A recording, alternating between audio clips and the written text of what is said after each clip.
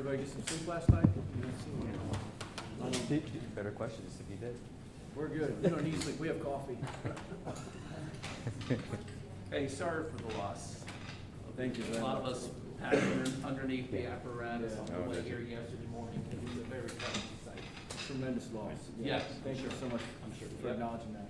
Our thoughts are with you all. Thanks, guys.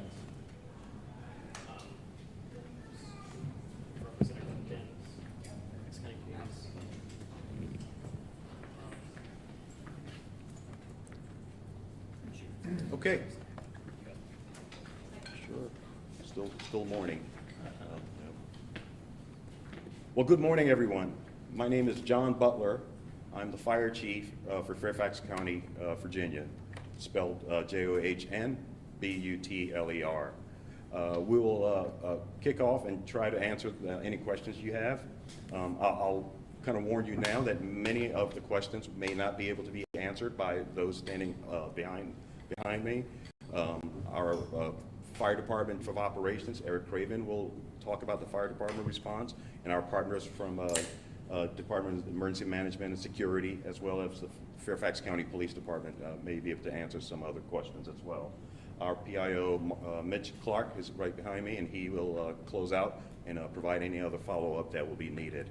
We'll talk about the Quill Pond Court incident and its surrounding community, and give you some information regarding the response, the public safety response. There comes a time there we can talk about Washington Gas and Williams, as well as NTSB, although they're not here, so we probably won't be able to give you a lot from their perspective. We can only talk about ensuring that the community is safe and our response and hazard mitigation as it stands now. Okay, so without further ado, I'll pass over to Chief Craven, who was the operations chief this weekend. He's actually our department's operations chief. So he's taken the lead as incident command for the fire department side. Chief Craven. Great. Yeah. Yep. Thank you very much, Chief. Good afternoon. Good morning, everybody. Just to give you a little bit of a situation update from a fire department perspective. Fire department maintains a significant presence on scene, supporting both NTSB as well as the utility companies. Again, utility companies in the area with gas lines is both Williams Pipelines and Washington Gas. We support them in their efforts to find, detect, eliminate, and then repair any potential leaks. Our area of concentration is diminishing as they cordon off their lines. There's 5+ lines in the area of varying diameters and owners of the utilities. We're cording that off, valving off, capping off, making sure we pinpoint the area of the leak. We just had a meeting recently with all the residents in the area. About 100 residents in the area showed up to have a very candid, unfiltered conversation with county and utility company leadership without the press present, and I think that was very valuable to get those questions and answers facilitated. They understand that the evacuation prioritizes their safety and their family's safety. The fire department is in charge of maintaining that. Currently, to go over some stats, we have 46 homes evacuated. We have 82 homes without natural gas service currently. Fire department continues to make rotations, atmospheric checks in and around the homes that are affected. We do that every hour on the hour and report our findings back. Some homes have slight concentrations, some have zero concentrations. We continue to monitor regardless. We are seeing that those readings are trending downward, and that downward trend is a result of the fact that we are cordoning off and sectioning off the gas lines in the area. We believe we have almost all gas service in the area completely eliminated, so the only residual odor of gas or readings that we're getting are coming up through the soil that were probably there prior to the incident. Right now, Washington Gas has multiple dig sites in process as they try and access the lines, determine which lines in the area are leaking. There's multiple lines. That has not yet been determined. We're hoping that that occurs at some point today.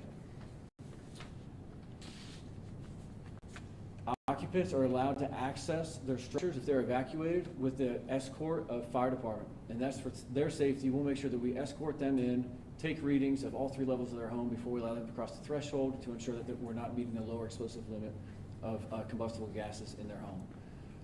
We're honoring every single request that comes forward, and we've allocated noon today up until 9 p.m. tonight for them to meet at a rendezvous point in the neighborhood and be escorted into their homes, both by vehicle and on foot, to retrieve their vehicles, valuables, so on and so forth. We're estimating, it is a very rough estimate, another 24 to 72 hours out of their homes. We keep communication with them through a text message initiated through our Department of Emergency Management, as well as a blog, as well as reverse 911. And those that are still in their homes, the fire department or police department knocks on the door and conveys a message. It's a situation update from the fire department. I can tell you that NTSB continues to have and will continue to have full investigative authority over this entire incident. The NTSB's team is arriving in the area, and they will be present tonight at the town hall for the community members. Again, that will be isolated to the occupants, the residents, without press. And we expect to have a statement from the NTSB tonight regarding the status of the investigation. I'm happy to answer any questions that you may have. So when you say another 24 to 72 hours, to be clear, is that because of the digging, the work itself that they have to stay out, or is it the residual gas? Yes, great question. So that allows the utility companies, the 2 companies involved, to determine which line is potentially leaking, expose it, find the leak, repair it, test it, and then provide service back to the community. That can be a small leak on a small line, or it can be a large leak on a large line. Completely unknown at this point, and it's not just that we're avoiding answers to questions. We don't know. It's under investigation. When we find the leak and are able to repair it, then we'll know a little bit more about the timeline. Is it unusual that it's taking the time to identify the leak? You know, I'm not a pipeline engineer. I handle the mitigation of the emergency response and make sure that we're doing our job. I think that's a question that can be more directed towards one of the utility companies. And is there a reason why they're not here today? They joined us with the community meeting, and then they went back to the incident scene. Chief, can you talk about, I guess, kind of what these, and I realize you're not the gas company doing the dig, Sure. but there's some different lines down there, and depending on which line is leaking, it could be a different scenario. Can you talk a little bit about what they're looking for and kind of how that might play into the timeline based on what could be discovered, I suppose? Yes, I think so. So the lines in the area range anywhere from 2 inches in diameter up to 42 inches in diameter. If it's one of the smaller lines, 2 inches or 6 inches, smaller lines, we're comfortable with maintaining the safety with the evacuation distance that we have. Should it be one of the larger lines, again, yet to be determined, we're still trying to pinpoint the leak. We have a radius that we believe it's in, and they believe it's in, then that evacuation radius would expand. Worst case scenario, that evacuation radius would expand to a 1/4 mile of where they believe the leak is. Their expectation as far as that range, is that getting close to that threshold? I mean, where are we at? Do we have any, is there any way you can say with any degree of certainty kind of what they're expecting or what you're expecting? Again, that's a tough question. I understand. I can tell you there's 6 lines, small to large, all within the area. They're trying to figure out where it is. When we figure out what line it is, then that evacuation can grow or shrink. Thank you.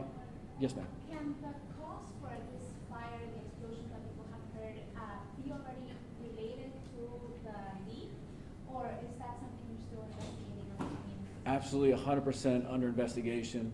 Right now, Fairfax County Fire and Rescue Fire Marshal's Office is on scene. They maintain an investigative and evidence protection presence at the site, as well as the NTSB.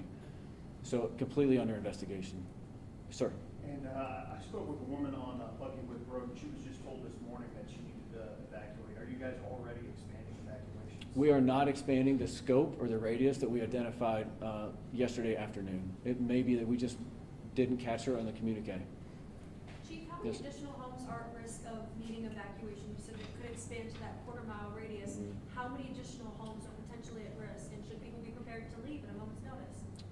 Excellent questions. That quarter-mile radius would expand it to about 100 additional homes. Again, we're not saying that that's the case yet. If that were to be the case, our goal is to provide 3 to 4 hours notice to those residents, notifying them through the blog, reverse 911, the text messages. It would not, knocking on doors and evacuating people is an emergency response. We would try and give them as much notice as possible and then follow up with knocking on the door and making face-to-face contact. Great question. And all of that, again, is dependent on, again, you gotta find the leak first. It is speculative, absolutely. It all depends on which line is leaking, yes, sir, and where. When you say 46 evacuated, 82 with no gas, is the 82 in addition to the 46, or does that include the 46? Includes the 46 total. And is Williams also digging? Williams is not actively digging. Why not? I think it's a process of elimination, going through the lines which are layered, crisscross, so you can't have multiple utilities digging in the same area at the same time. That's about as much as I can say why they work together to figure out, you know, whose line and where it may be. And to be clear, everyone's cooperating? 100%. We are transitioning to a very supportive role, both utility companies and the NTSB. Our primary responsibility is making sure the community is safe, but we are supporting both utility companies and the NTSB. And the utility companies are speaking, they're talking with each other, see if that's your Thank question. you. I guess is it common in that situation to have one, or do they work that out themselves? Does the county work with them? Hey, who's gonna dig, who's gonna start? For this process of No, elimination? that's an excellent question. So there's both state and federal agencies that have oversight and help facilitate those conversations. Again, everybody's very cooperative. I don't expect that to ever change. But you have the SCC within the state of Virginia who has multiple reps on scene. You also have PHMSA, which is Petroleum Hazmat Safety Advisory. That's a federal agency. They're on scene as well with multiple representatives, and they both, depending on which lines, where, they both have some facilitation in those conversations in the process.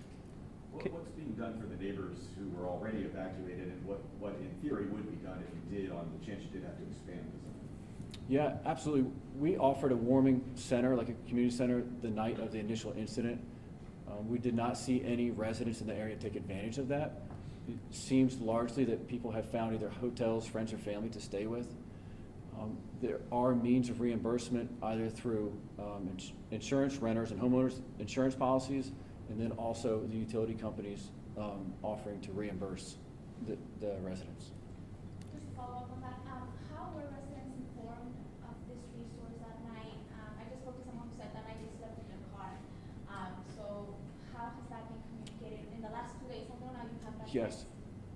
message. Yeah, so the night of the incident, if they were sleeping in the car, we did make face-to-face communication with everybody in the area because we did need to evacuate on an emergency basis at that time. So it was within minutes. So the fire department went door to door, not only evacuating, but also taking readings within the area. How many have texted to the incident line? 340. Running total 340 since yesterday when it was announced. What was that? I'm sorry. I didn't catch Yeah, the question was, how many people have signed up for the text messages for Fairfax County? 340 thus far. It may be obvious, but to the layman, why is NTSB involved in this investigation? That's a good question. They have governing authority over the investigation of pipeline incidents. Probably new to a lot of people, but it is actually the way things work, and it's not the first time they've been involved in one. Does this change how you guys approach incidents like this? Is there anything you guys have already learned as a result of this? Our emergency response and mitigation and safety efforts remain the same, and we think that we have some of the best in the business. We support them.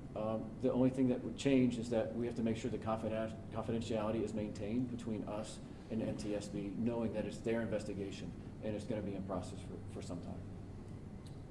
Chief, I do want to quickly, if there's any more questions for the fire department, we can, but I do want to give our police partners an opportunity to respond on how we're protecting the homes and all of that sort of stuff there. So, Good morning. My name is Captain Chris Cosgriff, COSGRIFF. The police department was on scene within several minutes of this incident, has remained there with an increased presence since the initial call for service came out. We're there in a support role to our partners at the fire department to provide scene security, traffic control, and the increased police presence. Homeowners are understandably concerned that they can't access their homes at any given time. So we do have officers in the area patrolling and at fixed posts around the area, keeping non-residents out and ensuring the safety of the homes. Can any of us go to the scene? Or is it being blocked? You can get into the public areas outside the scene, just as, anyone can go to the public areas, but inside the scene, the general public, other than homeowners who are in the act of obtaining something out of their homes, can't go inside the perimeter. Thank you. We will work on coordinating a media staging zone for you guys there as well, so we'll get that to you at the end. Is there another presser today, or? There is going to be no presser today. We're going to work with the NTSB and our partners with Washington Gas and Williams, but we will probably look at having one tomorrow